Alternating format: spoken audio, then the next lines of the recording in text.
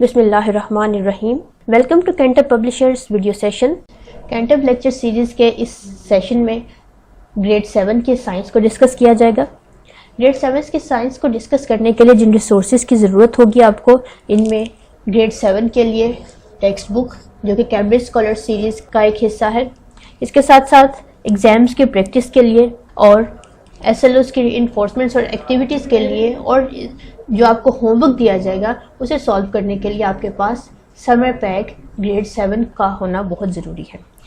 इसके साथ साथ टीचर्स और पेरेंट्स की हेल्प के लिए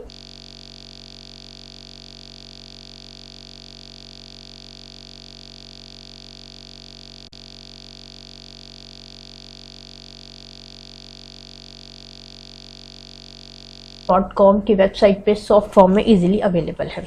आज का लेक्चर साइंस 7 से है और साइंस 7 के लिए हम CSS की पब्लिश की हुई टेक्स्ट बुक यूज़ करेंगे as a resource book. Science 7 से अब तक हमने चैप्टर 4 डिस्कस कर रहे हैं और चैप्टर 4 जो कि फीडिंग रिलेशनशिप और एनवायरनमेंट के मुतालिक है। फीडिंग रिलेशनशिप का मतलब सिर्फ और सिर्फ खाना या खुराक के लिए एक दूसरे पर डिपेंडेंस नहीं है, बल्कि फीडिंग रिलेशनशिप को स्टडी करते हुए हमें किसी पर्टिकुलर एनवायरनमेंट, ऑर्गेनिज्म का पर्टिकुलर एनवायरनमेंट, उस एनवायरनमेंट में पाए जाने वाले फैक्टर्स जो कि फूड सिंथेसिस को अफेक्ट कर सकते हैं, जो ऑर्गेनिजम्स की लाइफ को, उनकी पॉपुलेशन को, उनकी कम्युनिटी को अफेक्ट कर सकते हैं, वो तमाम बातें भी इसमें शामिल हैं। क्योंकि फीडिंग रिलेशनशिप के में जब ऑर्गेनिजम्स खुराक के लिए ही एक दूसरे पर डिपेंड करते हैं तो उनकी पॉपुलेशन, उनका नंबर, किसी पर्टिकुलर हैबिटेट में कम्युनिटी नंबर बहुत ज़्यादा मैटर करता है। अगर किसी पर्टिकुलर स्पीशी का नंबर सडनली डिक्लाइन हो जाए तो पूरा का पूरा फूड चेन, पूरी की पूरा इकोसिस्टम बहुत ज़्यादा अफेक्ट करेगा। इस सिलसिले में हमारा आज 4th लेक्चर है और इस 4th लेक्चर में हम वो तमाम फैक्टर्स, वो तमाम चेंजेस, वो तमाम एलिमेंट्स डिस्कस करेंगे जो किसी भी हैबिटेट में डेली बेसिस पे और एनुअली चेंजेस ला सकते हैं। इस लेक्चर के थ्रू जो SLO अचीव किया जाएगा वो है identify the factors that cause daily and yearly changes in a habitat. 2 तरह के चेंजेस डिस्कस किए जाएंगे, एक डेली चेंजेस लाने वाले अनासिर और ईयरली चेंजेस लाने वाले अनासिर। यानी कुछ हमारे एनवायरनमेंट में डे टू डे चेंजेस आती रहती हैं, जैसा कि विंड पैटर्न चेंज हो जाता है, टेम्परेचर चेंज हो जाता है, वेदर क्लाउडी हो जाता है। इसी तरह कुछ चेंजेस ईयरली यानी परमानेंट चेंजेस होती हैं, एनुअल बेसिस पे चेंजेस आती हैं, जैसा कि सीजन्स हैं। बाद दफ़ा season through out the year एक जैसा रहता है, बाद दफ़ा कुछ मंथ्स के बाद वेरी करता रहता है। तो उसके मुताबिक ऑर्गेनिजम्स का बिहेवियर क्या होगा और ये चेंजेस लाने वाले फैक्टर्स कौन कौन से हैं, इनको डिस्कस किया जाएगा। दूसरा SLO है explain how living things adapt to daily and yearly changes in their habitat. यानी कि ये जो डेली और ईयरली चेंजेस आ रही हैं, इन चेंजेस के अगेंस्ट लिविंग ऑर्गेनिजम्स का क्या बिहेवियर है, वो कैसे इन चेंजेस को रिस्पॉन्ड करते हैं, क्या वो इन चेंजेस को एक्सेप्ट करते हैं या रिजेक्ट कर देते हैं, क्या ये चेंजेस इन पे पॉजिटिव इफेक्ट ला रही हैं या ये चेंजेस इन पे नेगेटिव इफेक्ट ला रही हैं। ये तमाम फैक्टर्स, ये तमाम बातें आज के इस लेक्चर के थ्रू डिस्कस की जाएंगी। सबसे पहले तो हम ये देखते हैं कि शॉर्ट टर्म चेंजेस कौन कौन सी हैं। शॉर्ट टर्म मतलब डेली चेंजेस और सीजनल चेंजेस। जो डेली चेंजेस मतलब जो कुछ आवर्स के लिए होंगे और सीजनल कुछ मंथ्स पर मुहित होंगी। तो वो फैक्टर्स जो किसी भी हैबिटेट में को डेली बेसिस पे या एनुअली चेंज कर सकते हैं, सीजनली चेंज कर सकते हैं, उनमें सबसे पहले सनलाइट है। सनलाइट की इंटेंसिटी ज़्यादा होगी तो इसका मतलब है कि टेम्परेचर बहुत ज़्यादा होगा, और टेम्परेचर अगर ज़्यादा होगा तो वो एक्वेटिक लाइफ को भी डिस्टर्ब करेगा और लैंड लाइफ को भी डिस्टर्ब करेगा। सनलाइट के ज़्यादा होने से day and night periods change हो जाते हैं। जैसे सर्दियों में रात का टाइम ज़्यादा होता है, रात के वक्त सनलाइट नहीं होती और डे टाइम बहुत कम होता है, सनलाइट की इंटेंसिटी भी कम होती है। तो रिजल्टेंटली क्या होता है कि प्लांट्स सर्दियों में ज़्यादातर ग्रो नहीं कर पाते या इतना इफेक्टिवली ग्रो नहीं करते। आपने देखा होगा कि सर्दियों में बहुत कम प्लांट्स ऐसे हैं जिनमें फ्लावरिंग होती है। इसकी वजह क्या है कि सर्दियों में, विंटर सीजन में सनलाइट पीरियड्स या लाइट इंटेंसिटी कम हो जाती है। तो जो पहला इफेक्ट आएगा सनलाइट की वजह से, डे एंड नाइट पीरियड और उनकी लेंथ चेंज होने की वजह से, वो होगा कि फ्लावरिंग सीजन डिस्टर्ब होगा पौधों में। और इसी तरह एनिमल्स में रिप्रोडक्टिव पीरियड इफेक्ट होगा। बहुत कम एनिमल्स ऐसे हैं जो सर्दियों में रिप्रोडक्शन का प्रोसेस करते हैं। मेजॉरिटी ऑफ एनिमल्स अपना रिप्रोडक्शन का प्रोसेस यानी अंडे देना और फिर ब्रीडिंग करना वो गर्मियों में या स्प्रिंग सीजन में करते हैं।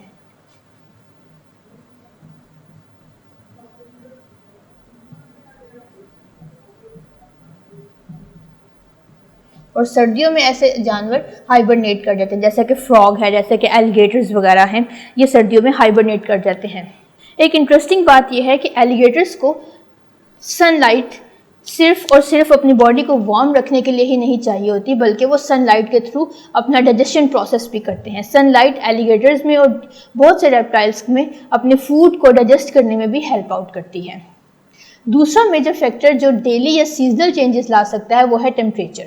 टेम्परेचर चेंज होगा किसी भी एरिया का, किसी हैबिटेट का, तो दो तरह के चेंजेस आएंगे। वेदर चेंजेस आएगा और सीजन चेंज होगा।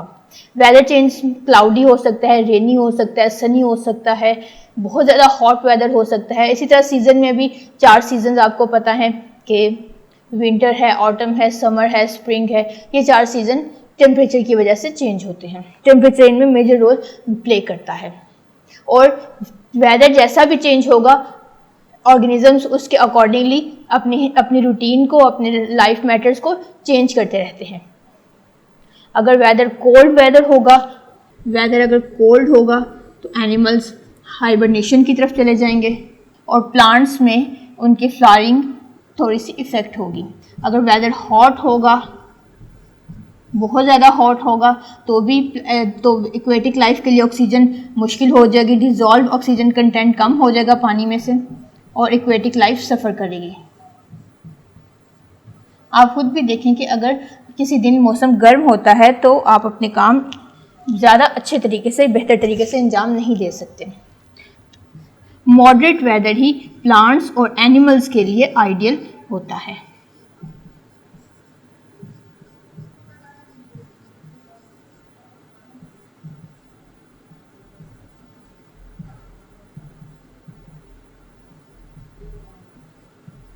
इसी तरह सीज़न चेंज होगा तो हमारा क्रॉप पैटर्न चेंज होगा।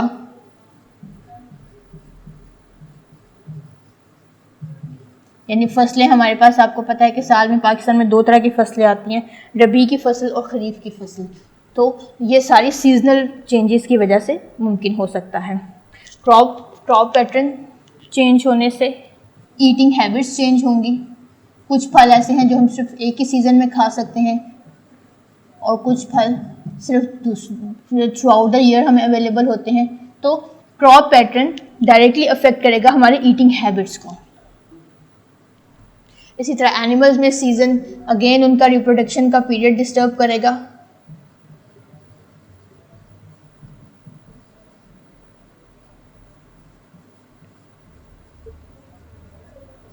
और ये तमाम की तमाम चेंजेस सिर्फ और सिर्फ टेम्परेचर और सनलाइट की वजह से आएंगी। यहाँ पे हम एयर को और वाटर को डिस्कस नहीं कर रहे, क्योंकि एयर की composition through out the earth almost similar रहती है और वाटर की क्वालिटी भी, वाटर की अवेलेबिलिटी तो डिफर कर सकती है, लेकिन वाटर की क्वालिटी किसी भी हैबिटेट में प्लस माइनस के साथ, थोड़े बहुत फ़र्क के साथ एक जैसी ही रहती है, अनटिल अनलेस कि वहाँ का पानी बहुत ज़्यादा पोल्यूटेड ना हो जाए।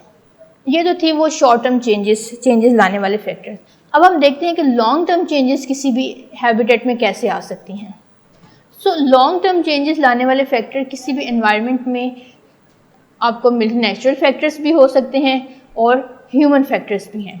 नेचुरल फैक्टर्स में ड्रॉट है, फ्लड, फायर, अर्थक्वेक, और जो दूसरे फैक्टर्स जो किसी भी एनवायरनमेंट में परमानेंट चेंजेस ला सकते हैं, उनमें ह्यूमन एक्टिविटीज़ हैं। और ह्यूमन एक्टिविटीज़ की वजह से या इन तमाम नेचुरल फैक्टर्स की वजह से एक और फैक्टर अफेक्ट करता है, एक और फैक्टर एक कंसिडरेबल हद तक चेंज ला सकता है किसी हैबिटेट में, और वो है माइग्रेशन। नेचुरल फैक्टर्स में नेचुरल डिज़ास्टर्स आते हैं जो किसी भी हैबिटेट में ईयरली चेंजेस ला सकते हैं, जैसे कि ड्रॉट है। ड्रॉट एक लॉन्ग टर्म कैफियत है, ड्रॉट एक लॉन्ग टर्म सिचुएशन है जिसमें बिलो एवरेज रेनफॉल होती है, और जब रेनफॉल कम हो जाएगी तो रेनफॉल कम होने के नतीजे में वहाँ पे क्या होगा, किसी भी इलाके में फोटोसिंथेसिस कम हो जाएगी।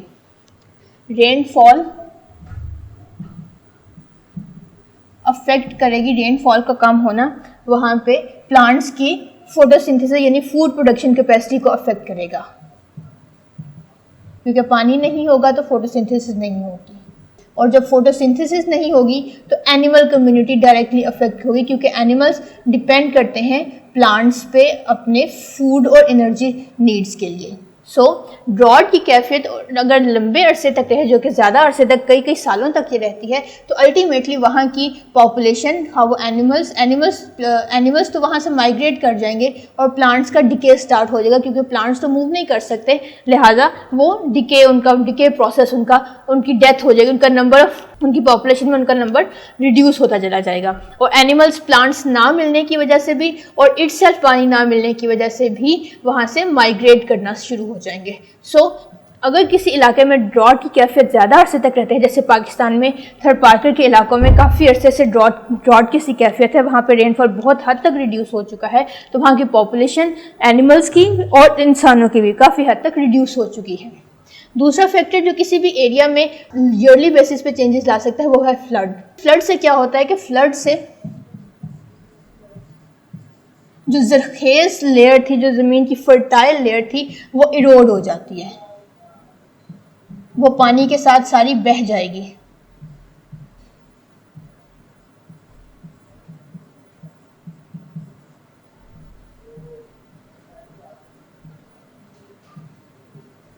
और जब फर्टाइल लेयर पानी के साथ बह जाएगी तो प्लांट्स के लिए न्यूट्रिएंट्स की अवेलेबिलिटी कम हो जाएगी।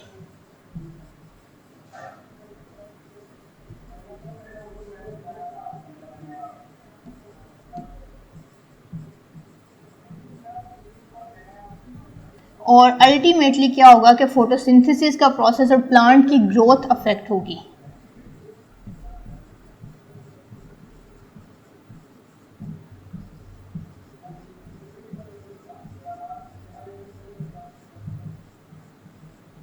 और प्लांट्स की ग्रोथ का इफेक्ट होना अल्टीमेटली अफेक्ट करता है एनिमल्स की कम्युनिटी को।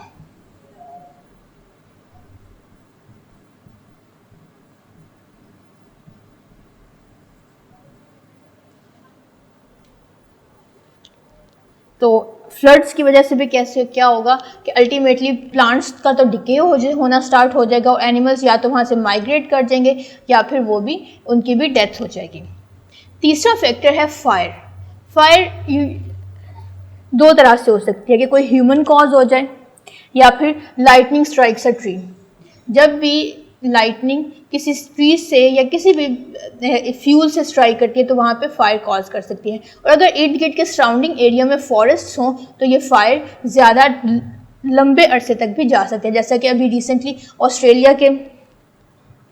ऑस्ट्रेलिया के फॉरेस्ट में लगने वाली आग ने बहुत सी थाउजेंड्स में स्पीशीज़ को अफेक्ट किया है।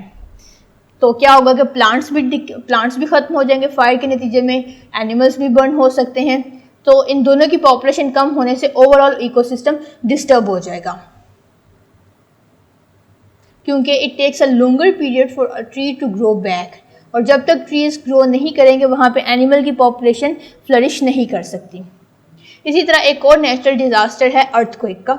अर्थक्वेक आपको याद होगा कि पाकिस्तान में अक्टूबर 2015 में जो ज़लज़ला आया था उसके नतीजे में बहुत से प्लांट्स की स्पीशीज़ भी डिस्ट्रॉय हुई थी और एनिमल्स की पॉपुलेशन भी बहुत ज़्यादा अफेक्ट हुई थी।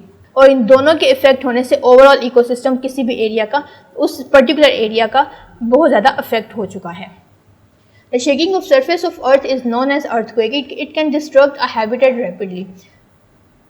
On 26 October 2015, a 7.5 magnitude earthquake hit major cities of Pakistan, including the northern areas, leaving at least 200 dead and more than 1,000 injured due to building collapses, landslides and other earthquake-related incidents.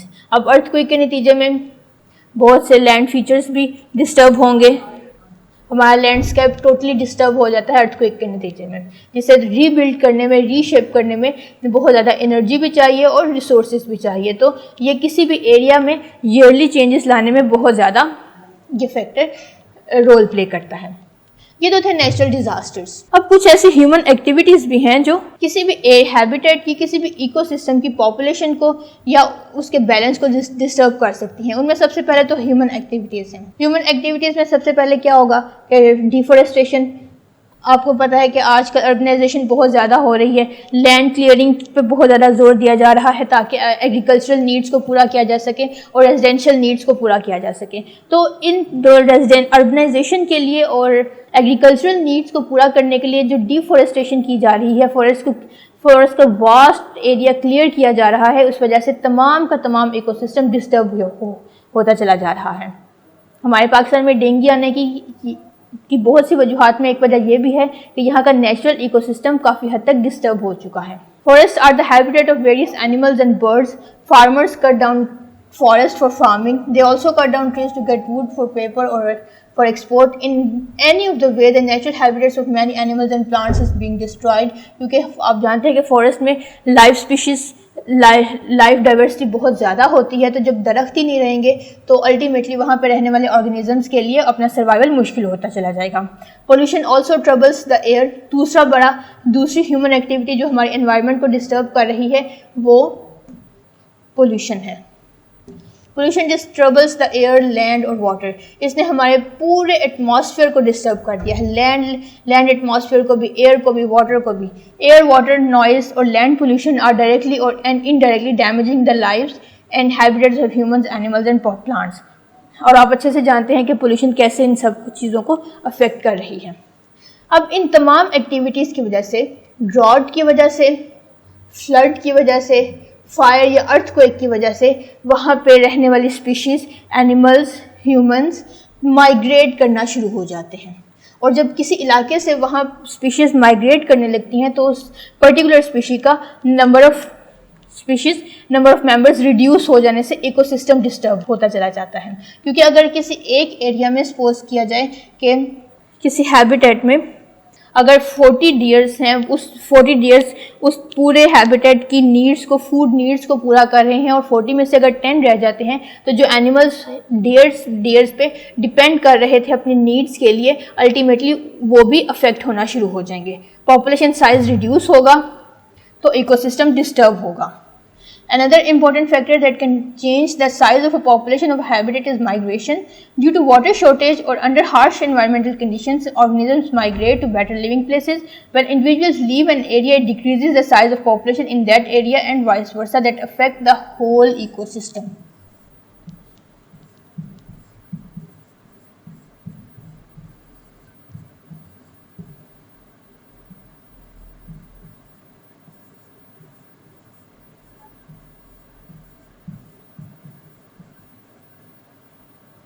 ये तो थे वो तमाम factors जो किसी भी area के environment को चेंज कर सकते हैं, किसी भी एरिया का इकोसिस्टम को, हैबिटेट को डिस्टर्ब कर सकते हैं। अब हम देखते हैं कि एनिमल्स का या ऑर्गेनिजम्स का इन चेंजेस की तरफ क्या रिस्पॉन्स है। क्या वो इनको वेलकम करती हैं या वो इन चेंजेस को पूरी तरह से रिजेक्ट कर देती हैं। क्या अडेप्टेशंस हैं जो इन चेंजेस को मैनेज कर सकें।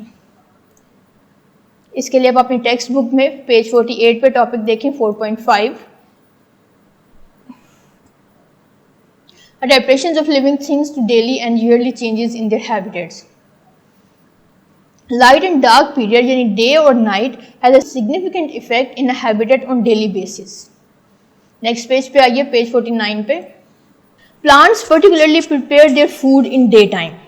Obviously प्लांट्स को अपना फूड प्रिपेयर करने के लिए यानी फोटोसिंथेसिस के लिए सनलाइट की ज़रूरत होती है, इसलिए वो डे टाइम में ही पॉसिबल हो सकती है।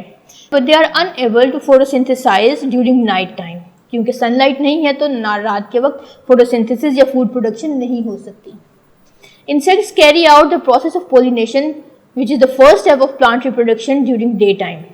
पोलिनेशन भी डे टाइम में ही पॉसिबल है क्योंकि बर्ड्स तमाम के तमाम डायर्नल है। डायर्नल ऐसे ऑर्गेनिज्म को कहते हैं जो डे टाइम में अपनी एक्टिविटीज़ परफॉर्म करते हैं, और नॉक्टर्नल ऐसे एनिमल्स हैं जो नाइट टाइम में अपनी एक्टिविटीज़ परफॉर्म करते हैं।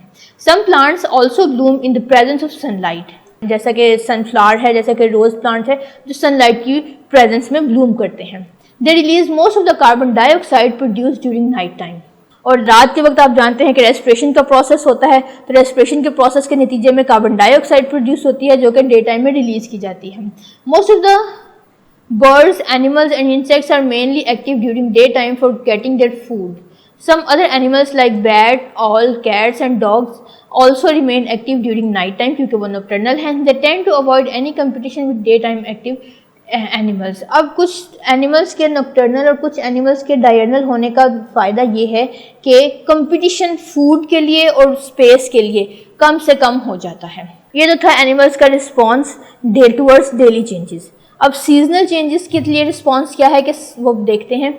Summers and winters also have great influence on organisms living in a habitat.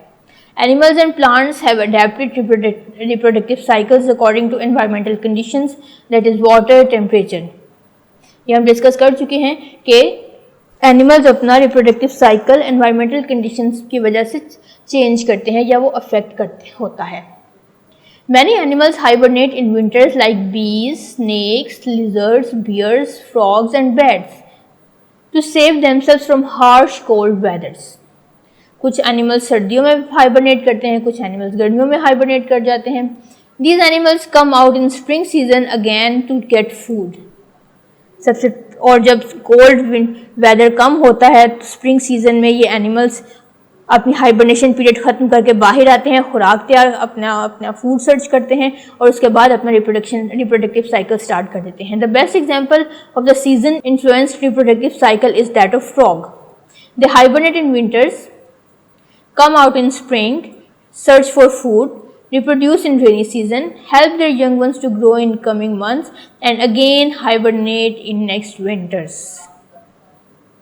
ये response था towards seasonal changes. Birds and mammals are also influenced by seasons. Mammals, especially humans, drink plenty of water in summers and face sweating. Availability of water in deserts also affect the reproductive cycles of desert plants like cactus. They do not grow in summer season. Cactus क्योंकि desert में रहते हैं तो वो summer season में grow नहीं कर पाते क्योंकि वहाँ पे वाटर स्केर्सिटी बहुत ज़्यादा है. Their reproductive cycle starts in spring season when they produce seeds. Seeds tend to grow in rainy season and plants die before summer again. Most of the birds also reproduce in spring season and their young ones grow before that summers. Fish and aquatic animals and plants also follow the same pattern. यानी कि animals और plants क्या करते हैं कि वो hot environment को, hot temperature को अवॉइड करने के लिए अपना रिप्रोडक्टिव साइकिल स्प्रिंग सीजन में ही कंप्लीट कर लेते हैं. They reproduce and grow in spring season before the arrival of summer or cold winters ताकि उन्हें एनवायरनमेंट की या सीजनल हार्श कंडीशंस को फेस ना करना पड़े. ये तो था रिस्पॉन्स एनिमल्स का और प्लांट्स का towards daily and yearly changes. अब आइए अपने होमवर्क की तरफ.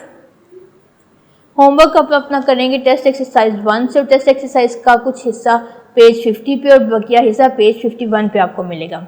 पहला पार्ट ए है टेस्ट एक्सरसाइज 1 का. Fill the circle of the correct option against each statement. आपको एक क्वेश्चन स्टेटमेंट दी गई है, आपने उस स्टेटमेंट को एनालाइज करना है और फिर उस स्टेटमेंट के साथ दिए गए 4 ऑप्शंस को भी गौर से देखना है. उन चारों ऑप्शंस में से एक ऑप्शन करेक्ट होगा. आप स्टेटमेंट के अकॉर्डिंग और अपनी अंडरस्टैंडिंग के अकॉर्डिंग आप करेक्ट आंसर को चूज करेंगे. यहाँ से आप सॉल्व करेंगे question number 5. Why do cactus not grow in summer season. अभी हमने पढ़ा है कि कैक्टस समर सीजन में ग्रो क्यों नहीं करते.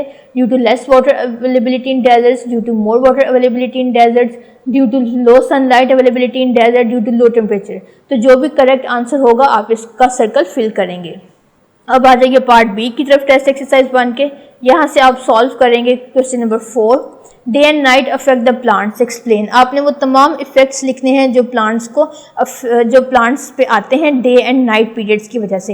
यानी कि अगर रातें लंबी हो जाएं तो प्लांट्स पे क्या इफेक्ट होगा और अगर डे टाइम ज़्यादा हो, डे टाइम का ज़्यादा होने का मतलब यह है कि लाइट इंटेंसिटी ज़्यादा होगी.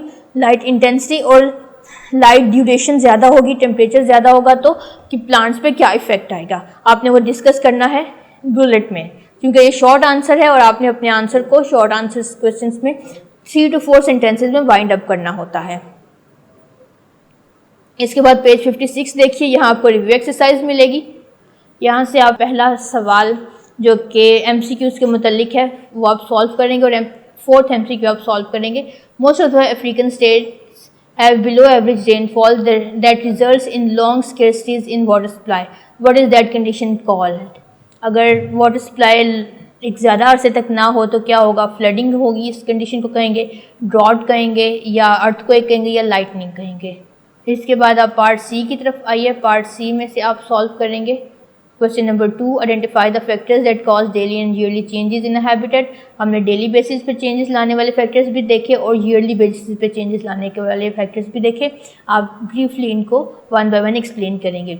फिर आप क्वेश्चन नंबर 3 भी सॉल्व करेंगे, how living things adapt to daily and yearly changes in their habitat, कि लिविंग थिंग किसी भी हैबिटेट में डेली और ईयरली चेंजेस को कैसे रिस्पॉन्ड करती हैं और उसके मुताबिक क्या अडेप्टेशंस रखती हैं। ये सॉल्व करने के बाद आप अपना समर पैक खोलिए। समर पैक में पेज 41 और पेज 42 पे आप अपना होमवर्क कंप्लीट करेंगे। यहाँ से आप एक 4.3 एक्टिविटी सॉल्व करेंगे। Read the passage and answer the following question. एक पैसेज आपको दिया गया है, इस पैसेज को आपने गौर से पढ़ना है और फिर पैसेज के बाद 3-4 सवाल आपको दिए गए हैं जिनका आंसर आपने पैसेज को पढ़ के आइडेंटिफाई करना है। कुछ के तो डायरेक्ट आंसर आपको पैसेज से मिल जाएंगे और कुछ के आंसर्स आपको अपनी एनालिटिकल स्किल्स यूज़ करते हुए, अपनी थिंकिंग और परसेप्शन यूज़ करते हुए फाइंड आउट करने हैं। Next comes the SLO based MCQs from the summer pack. यहाँ से क्वेश्चन नंबर 5 सॉल्व करेंगे। Drought is a condition of below average rainfall, absence of rainfall, moderate rainfall और maximum rainfall. तो अगर आपने अपना लेक्चर गौर से सुना है तो आप राइट आंसर को इजीली फाइंड कर सकते हैं। फाइंड करने के बाद आप उसकी रीज़न बताएंगे, अपने आंसर को जस्टिफाई करेंगे। पेज 47 पे आ जाइए। यहाँ से आप क्वेश्चन नंबर 10 सॉल्व करेंगे। Reproductive season of aquatic animals is in. Aquatic animals का रिप्रोडक्टिव सीजन कब होता है? समर्स में, ऑटम में, विंटर में या स्प्रिंग में? करेक्ट आंसर फाइंड करने के बाद आप उसकी रीज़न बताएंगे। अब आ जाइए अपने SLO बेस्ड क्वेश्चंस की तरफ। यहाँ से आप क्वेश्चन नंबर 3 सॉल्व करेंगे। How are birds and mammals influenced by seasons, के एनिमल्स और बर्ड्स पे सीजन्स की क्या इफेक्ट होता है। Write the adaptations helpful to survive in seasonal changes. अभी हमने ये सब कुछ डिस्कस किया है। आप इसको अपने वर्ड्स में रिप्रोड्यूस करेंगे लेकिन briefly.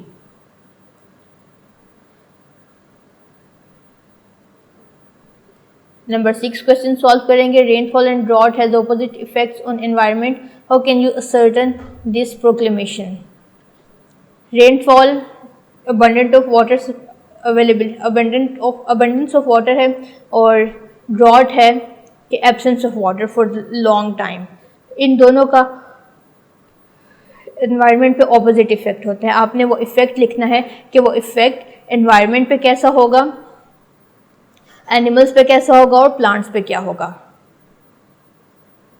In which ways the light intensity affect animals and plants. Sunlight का फैक्टर भी हमने स्टडी किया है कि सनलाइट कैसे एनिमल्स और प्लांट्स को अफेक्ट करती है। सो आप इस क्वेश्चन को भी सॉल्व करेंगे। यहाँ हम अपना SLO अचीव कर लिया है।